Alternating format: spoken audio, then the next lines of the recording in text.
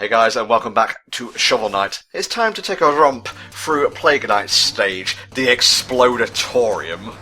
Now I really can't talk about Plague of Shadows, so I gotta try to think of other shit to say. I just love the fucking name of the place, the Explodatorium. It's so deliciously 90s.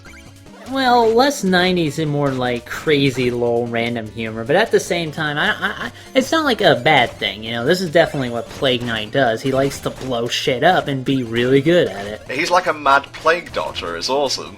Well, I guess that's the point, you know? It's more of a doctor than a knight. I guess anybody can be a knight when you think about it. I mean, they do have King Knight. The guy's not actually even a king, but fuck it, he'll be a knight, right? Now, I gotta say, I honestly don't even know or remember most of the enemy names. Like, that's Purple Bird who drops ball. But the green suicide bomber rats, they're called Ratsploders. Oh, okay. They do exactly what it says on the tin. They run at you, they hit you, and they explode. You know, not every enemy needs a name that's all fancy and shit. Like, I just like Bird that drops shit, because he tends to show up in most games, you know? He has a very healthy career. Kudos to the team who did all the art for the game. That the Ratsploders don't blend in with the same shade of green on, like, everything here and there. Look, I'm trying to be artsy-fartsy and describe it properly. It's not working. Just agree with me. Sure, okay, yeah, that'll work. But, I mean, I do see what you're going for here in that they're outlined just enough to where they don't blend against the background. And considering the background has a contrast from green to, like, this kind of mellow shade of blue, you know, if we're going with the emotional colors on the spectrum here.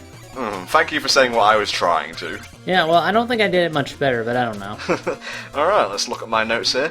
The level music is Flowers of Antimony. This song, as well as 1,000 Leagues Below, which is the stage music for Treasure Knight, I believe, was written by Manami Matsume, who wrote the original Mega Man soundtrack. Oh, really?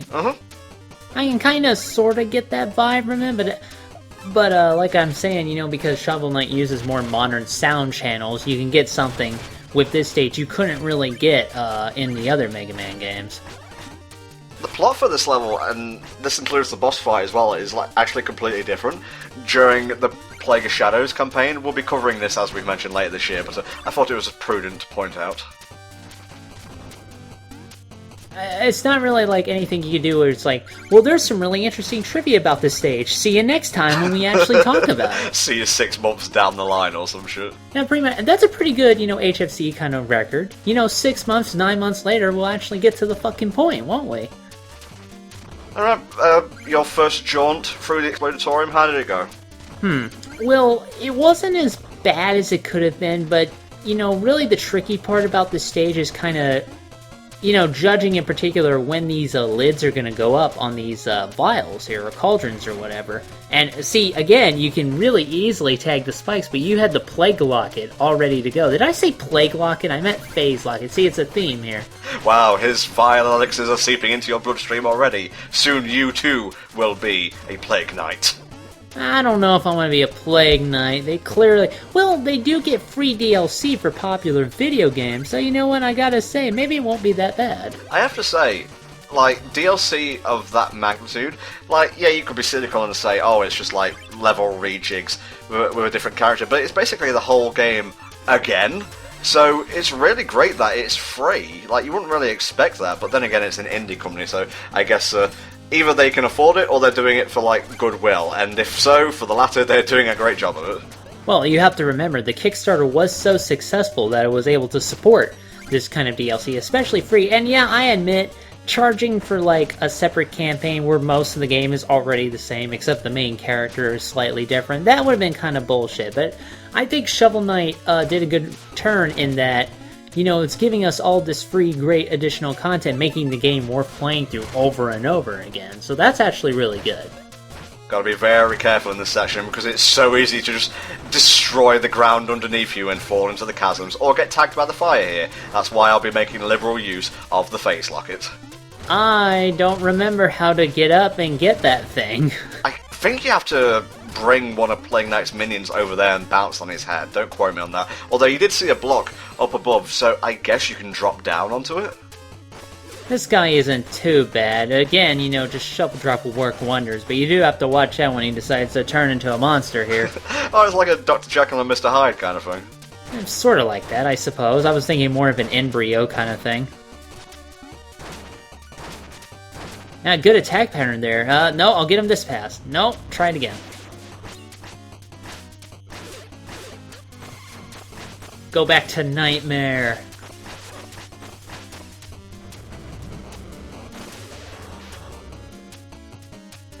Well, that's what happens after you have too much Mountain Dew, I would think. Sorry, there's not much to say about this. You just shovel drop on his bod, so it is.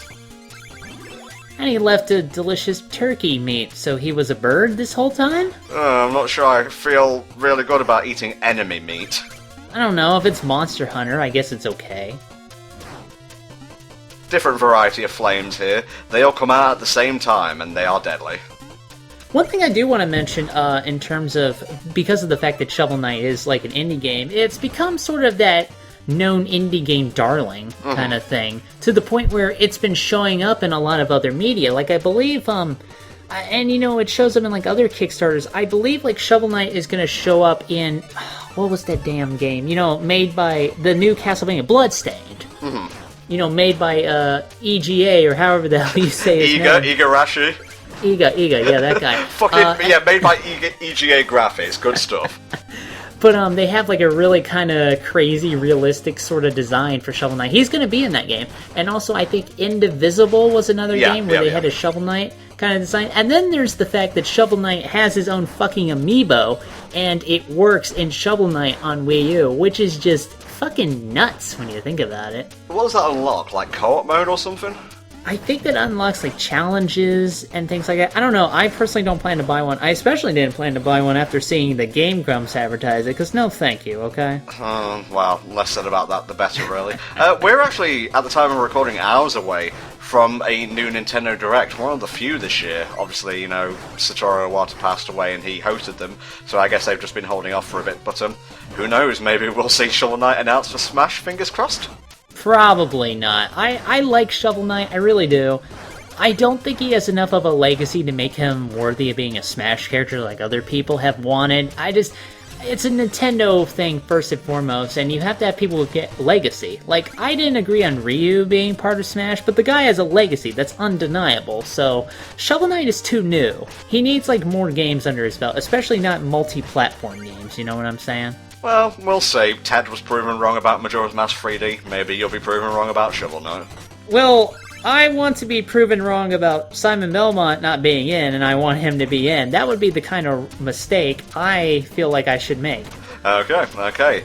Don't you just love it when your enemy clones you, as if to say, I don't give a shit about your soul, I'm going to take it and make it my own?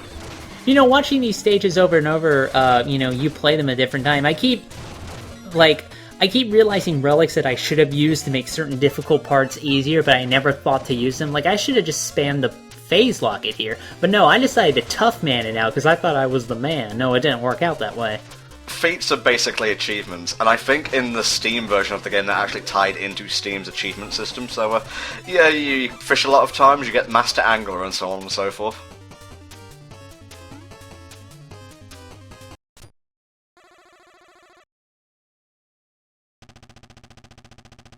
Love how this boss fight is done as Plague of Shadows, but I guess we'll just have to talk about that later. God damn it! God, we're gonna have nothing to say about this fucking guy, are we? Ugh, bombs. This is a pretty big clusterfuck of a fight, so I'm going to go ahead and read his boss bio, and then we'll get onto a strategy, of which I have none, so here we go. Sometimes the bomb is mightier than the sword. Deep in the recesses of his alchemical lab, Plague Knight perfects concoctions both poisonous and explosive. Toxin, disease, and death are his playgrounds. Even his comrades give Plague Knight a wide berth, because he spreads more than just the common cold. With an array of mysterious and magical bottles at his side, Plague Knight could be considered the black sheep of the Order of No Quarter. Pros: maniacal scientific mind, fearlessness bordering on recklessness. Cons: physically weak, short stature, shy at parties. This fight is over, but it also gave me a bit more trouble because, again, as you mentioned, it is such a huge clusterfuck. I like when the screen flashes, you actually see the background of more of the Explodatorium in his laboratory. I thought that was a neat touch. His boss music is the Vital Vitriol. Yeah, I kind of figured that. No, you didn't. You're just saying stuff to fill time. Shut up. Exactly. That's right, Tom. I'm Filler Knight, that's my name. No, it should be Snark Knight, and then I get on my boss screen, I'm like, oh, that's a great name. Oh, you did it a no-death run. No hit even. Good for you. They need that. I want a super sarcastic boss. That would be hilarious. And the second village of the game. I believe we're going to upgrade our armor now, Helldragon.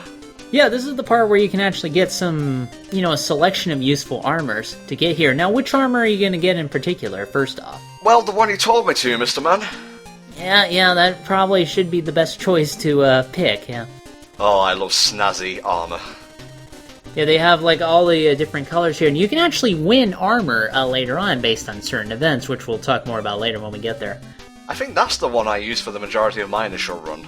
The red one. It allows you to, not drop as much money when you die. Very useful, considering when you get to the later stages, it's like, oh, I'm dropping, 3,000 per death. Yeah, it's a good armor to take when you're learning the game for the first time. The next time around, or early on if you want, I suggest the Dynamo Mail, as most people do. Because the big benefit about this mail is that when you do 2 consecutive shovel drops, you automatically charge up a slash, and because the hitbox is way wider and larger, when you do that attack, it can be pretty helpful for getting in an additional hit on the boss. So it's my preferred mail of choice.